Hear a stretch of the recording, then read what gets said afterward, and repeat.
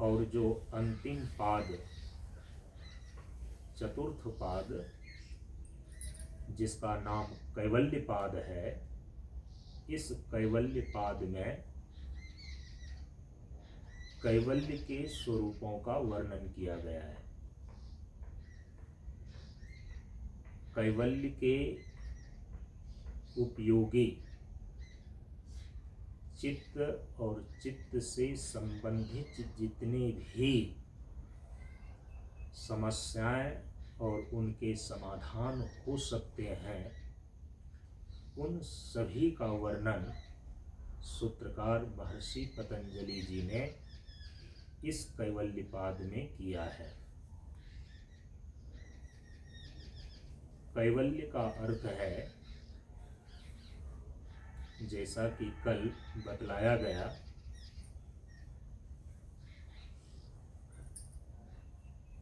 कि प्रकृति और पुरुष,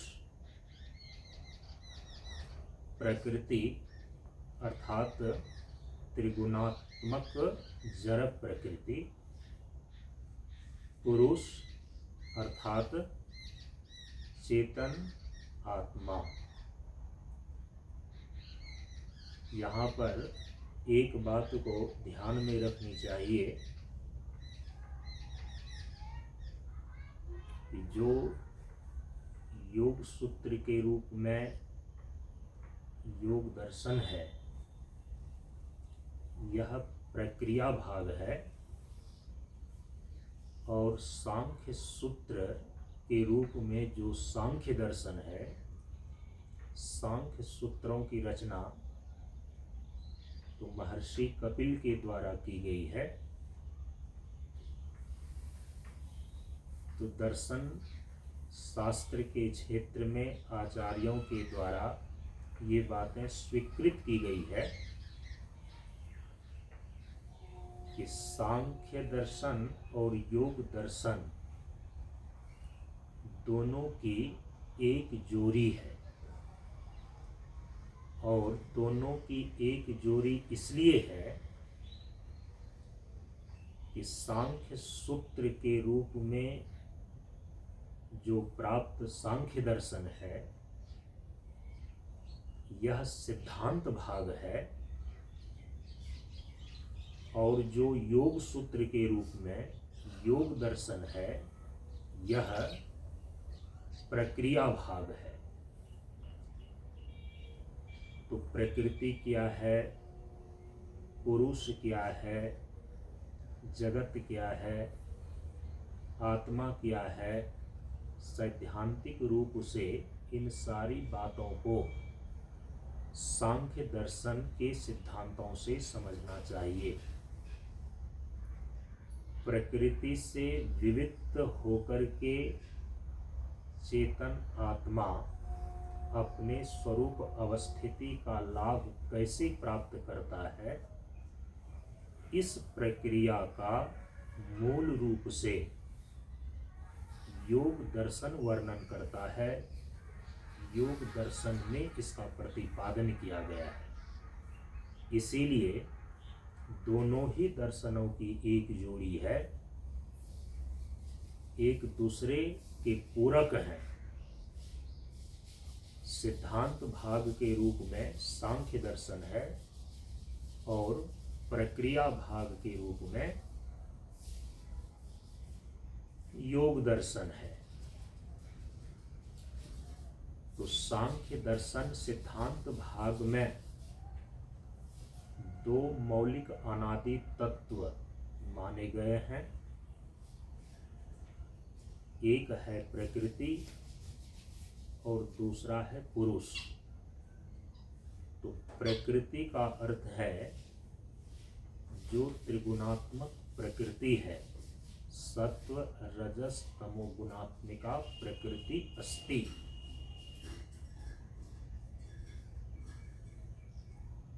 ये सांख्य दर्शन में प्रकृति की परिभाषा है। सत्व रजस तमो गुणात्मिका प्रकृति अस्ति।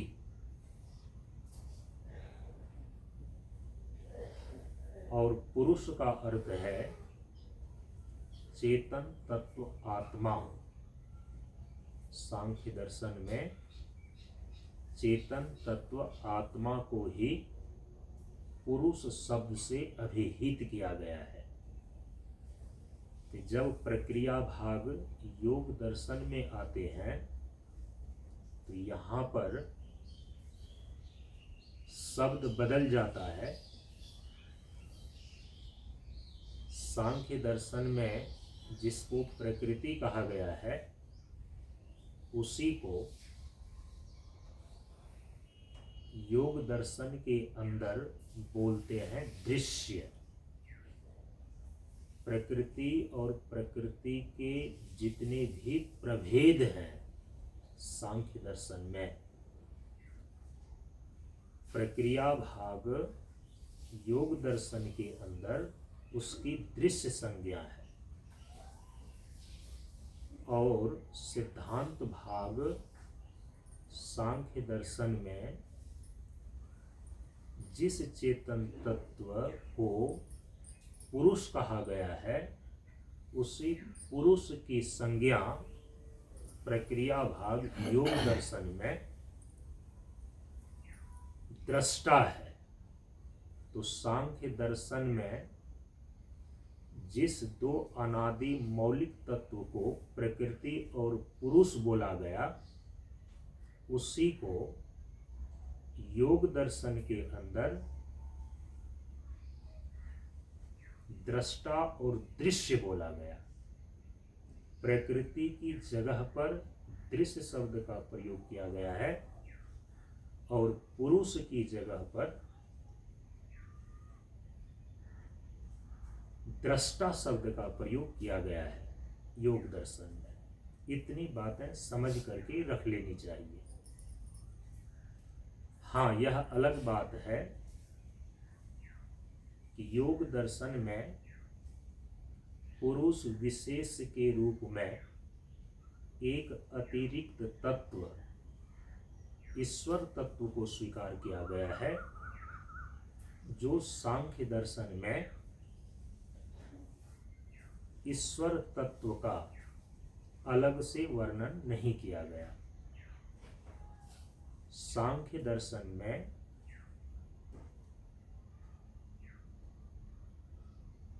प्रकृति के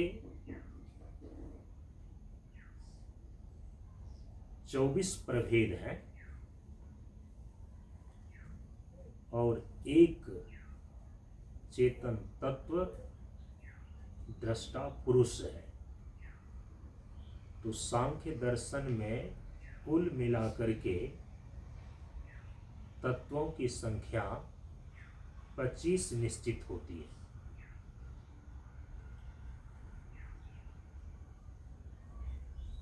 जड़ प्रकृति के 24 प्रभेद और एक दृष्टा पुरुष चेतन आत्मा, तो कुल हो गए 25। योग दर्शन में क्लेश, कर्म, विपाक और आशय इन 4 दोषों से अपरामृष्ट पुरुष विशेष का नाम ईश्वर है। तो 26वां तत्व के रूप में ईश्वर तत्व को योग दर्शन के अंदर स्वीकार किया गया है। तो सिद्धांत रूप से केवल तत्वों की संख्या को लेकर के सांख्य दर्शन और योग दर्शन में इतना अंतर है कि जहाँ पर सांख्य दर्शन कुल 25 तत्वों को निर्धारित करता है, वहीं पर योग दर्शन तत्वों की संख्या में 26 तत्व को स्वीकार करता है। पुरुष विशेष के रूप में एक अतिरिक्त तत्व है जिसको योग दर्शन के अंदर ईश्वर कहा गया। तो कैवल्य का अर्थ होता है योग दर्शन के अंदर, जब कैवल्य पाद में जाएंगे तो वहाँ तक पहुँचते पहुँचते तो कई वर्ष लगेंगे, क्योंकि अभी तो योग दर्शन के जो 195 सूत्र हैं उसमें चतुस्सूत्री पर ही विचार हो रहा है, प्रथम 4 सूत्र पर विचार हो रहा है। प्रथम 4 सूत्र में इस बार संभवतः तो चारों सूत्रों पर विचार पूरा हो जाना चाहिए, क्योंकि प्रथम 2 सूत्र पर विचार तो पिछले 3 वर्षों से हो रहा है, 3 सत्रों से। इस बार तो उसका सिंहावलोकन नए श्रोताओं के लिए हम फिर से दोबारा अभी कर रहे हैं, और जो 7 दिन की और कक्षाएं बच रही हैं उसमें शेष जो 2 सूत्र चतुस्सूत्री के अंदर हैं उस पर विचार करने का प्रयास करेंगे। तो कैवल्य पाद तो सबसे अंतिम पाद है। कई वर्षों के बाद तो कैवल्य पाद के सूत्रों पर विचार हो सकेगा। इसीलिए अभी जो यहाँ पर ग्रंथ परिचय के अंदर चतुर्थ पाद कैवल्य पाद का प्रसंग आया है, तो थोड़ा सा यहाँ पर समझ लेना चाहिए। योग दर्शन के अंदर जो सूत्रकार महर्षि पतंजलि ने कैवल्य का स्वरूप बतलाया है, तो वह 2 रूप से है। कैवल्य के 2 रूप हो जाते हैं, प्रकृति का कैवल्य और पुरुष का कैवल्य। क्योंकि सिद्धांततः सांख्य दर्शन में और योग दर्शन में 2 मौलिक अनादि तत्व माने गए हैं, और जब बोलते हैं 2 मौलिक अनादि तत्व तो उसका मतलब होता है कि 2 ही तत्व मौलिक रूप से अनादि हैं, नित्य हैं और स्वतंत्र हैं।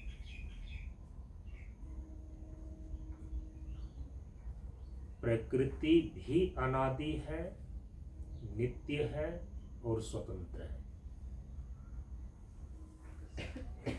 जो पुरुष है चेतन तत्व, यह भी अनादि है, नित्य है और स्वतंत्र है। जब अनादि बोलते हैं तो दर्शन शास्त्र में अनादि शब्द का अर्थ होता है जो अनुत्पन्न है,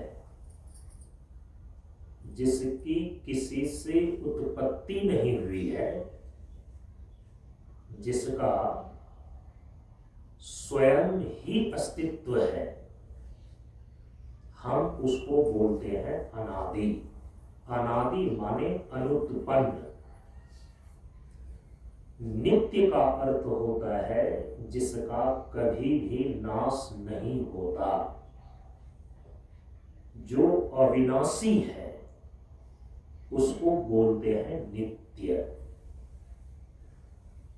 और जब कहा जाता है कि स्वतंत्र, तो स्वतंत्र का अर्थ होता है कि जिसकी सत्ता किसी पर भी निर्भर नहीं है, जिसकी सत्ता स्वतः सिद्ध है, उसको बोलते हैं स्वतंत्र। तो सांख्य और योग दर्शन में 2 मौलिक अनादि तत्व हैं, प्रकृति और पुरुष। प्रकृति जड़ तत्व के रूप में है और पुरुष जो है चेतन तत्व के रूप में है। जड़ तत्व प्रकृति, चेतन तत्व आत्मा। या कहें चेतन पुरुष आत्मा, ये दोनों ही अनादि हैं, नित्य हैं और स्वतंत्र हैं। सांख्य दर्शन और योग दर्शन की दृष्टि में जड़ प्रकृति और चेतन तत्व आत्मा, चेतन पुरुष आत्मा, ये दोनों ही अनादि हैं, नित्य हैं और स्वतंत्र हैं। अनादि का अर्थ हो गया अनुत्पन्न, यह किसी से उत्पन्न नहीं हुआ है। नित्य का अर्थ है कि जिसका कभी नाश नहीं होगा, और स्वतंत्र का अर्थ है जिसकी सत्ता किसी पर निर्भर नहीं होती, जो सत्ता स्वतः सिद्ध है, जिसकी सत्ता स्वतः सिद्ध है, तब हम उसको बोलते हैं स्वतंत्र। स्वतंत्र माने जिसकी निरपेक्ष सत्ता है। तो सांख्य और योग दर्शन की दृष्टि में जड़ प्रकृति भी अनादि है, नित्य है और स्वतंत्र है। सांख्य और योग की दृष्टि में चेतन पुरुष आत्मा भी अनादि है, नित्य है और स्वतंत्र है। इसीलिए यहाँ पर योग दर्शन में कैवल्य पाद के अंदर सूत्रकार महर्षि पतंजलि ने कैवल्य के दो रूप बतलाए। कहा कि एक है प्रकृति का कैवल्य और दूसरा है पुरुष का कैवल्य। आगे के सूत्रों में इसका विस्तार से वर्णन आएगा जब हम तीसरे सूत्र पर विचार करेंगे कि तदा द्रष्टु स्वरूपे अवस्थानम, उसमें विस्तार से इन सारी बातों की चर्चा होगी। यहाँ पर कैवल्य पाद के अंदर जो कैवल्य का स्वरूप सूत्रकार महर्षि पतंजलि ने बतलाया है, उसको थोड़ा सा ध्यान में हम सभी लोग ले रहे हैं। जो जड़ प्रकृति है यह नित्य परिणमित होती रहती है। अनादि, नित्य और स्वतंत्र होते हुए प्रकृति नित्य परिणामी है। और जो यह प्रकृति नित्य परिणमित हो रही है, हमेशा ही गुणों में परिवर्तन हो रहा है, इसका एक प्रयोजन है। और प्रयोजन यह बतलाया गया कि जो चेतन पुरुष आत्मा है, चेतन पुरुष आत्मा के भोग और अपवर्ग की सिद्धि के लिए जड़ प्रकृति नित्य ही परिणमित होती रहती है। तत्वांतर परिणाम प्रकृति में घटित होते रहता है। क्यों होता है, किस प्रयोजन से होता है, तो बतलाया कि जो चेतन पुरुष आत्मा है, इसके भोग के संपादन के लिए, और यहाँ पर भोग शब्द जो है पारिभाषिक शब्द है। यदि सामान्य अर्थ से भोग को लें तो सुख, दुख और मोह के रूप में प्रकृति का व्यवहारिक परिणाम है। और सामान्य रूप से जो चेतन पुरुष आत्मा है, अपने व्यवहार में सुख का भी अनुभव करता है, सुख को भी भोगता है, दुख का भी अनुभव कर रहा होता है तो दुख को भी भोगता है, और मोह से यह ग्रसित रहता है, अज्ञान से, अपने स्वरूप ज्ञान से च्युत होकर मोह से ग्रसित रहता है। यह भी देखा जाता है तो मोहित तो है। तो प्रकृति का परिणाम जो व्यवहारिक रूप में सुख दुख और मोह के रूप में है, प्रकृति से युक्त होने पर पुरुष अपने में अनुभव करता है, सुख का अनुभव, दुख का अनुभव और मोह का अनुभव। इसको सामान्य रूप से व्यवहार काल में बोला जाता है भोग। लेकिन सांख्य दर्शन और योग दर्शन के अंदर भोग एक पारिभाषिक शब्द है, और भोग का अर्थ होता है कि प्रकृति और प्रकृति के जितने भी परिणाम हैं, उन समस्त परिणामों के यथार्थ स्वरूप का साक्षात्कार करना, उसको यथार्थ रूप से जानना पुरुष का भोग कहलाता है।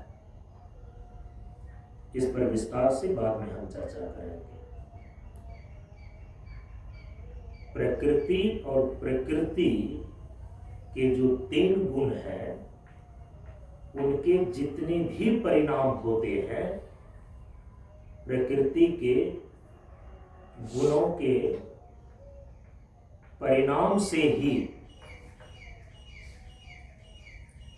स्थूल पंचमहाभूत, सूक्ष्म पंचमहाभूत, 11 इंद्रियां, अहंकार और महतत्व, ये सब के सब प्रकृति के 3 गुणों का परिणाम ही है। तो प्रकृति के तत्वांतर जितने भी परिणाम हैं, उनके यथार्थ स्वरूप को जानना या साक्षात्कार करना योग दर्शन के अंदर पुरुष का भोग कहलाता है।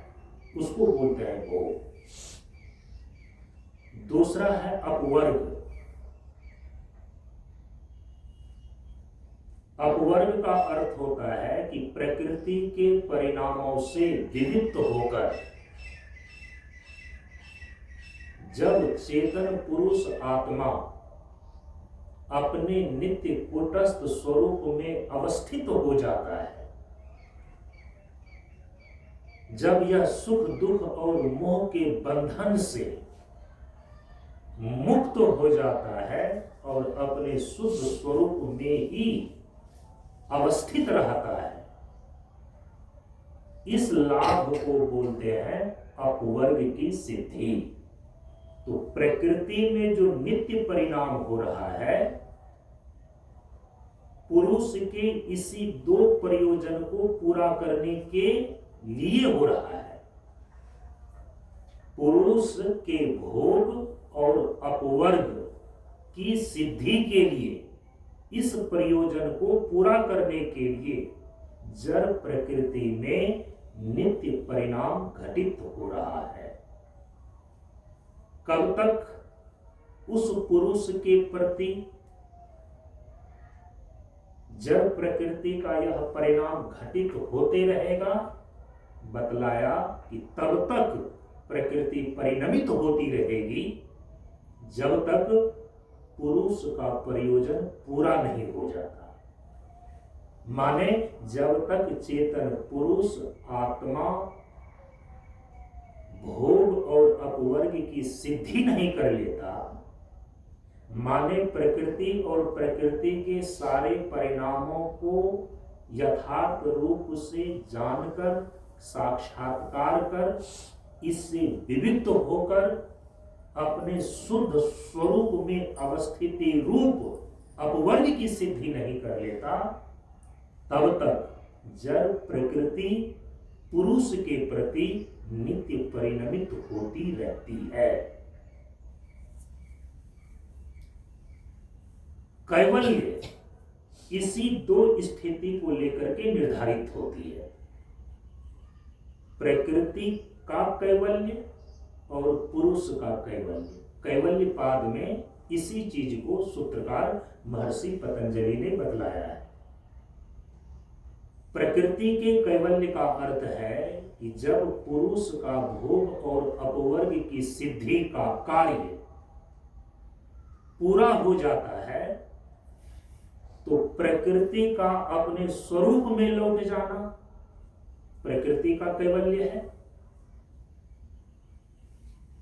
और यह पुरुष चेतन आत्मा अभी अविवेक के कारण से, अज्ञान के कारण से त्रिगुणात्मक जड़ प्रकृति से संयुक्त तादात्म्य बनाया हुआ है।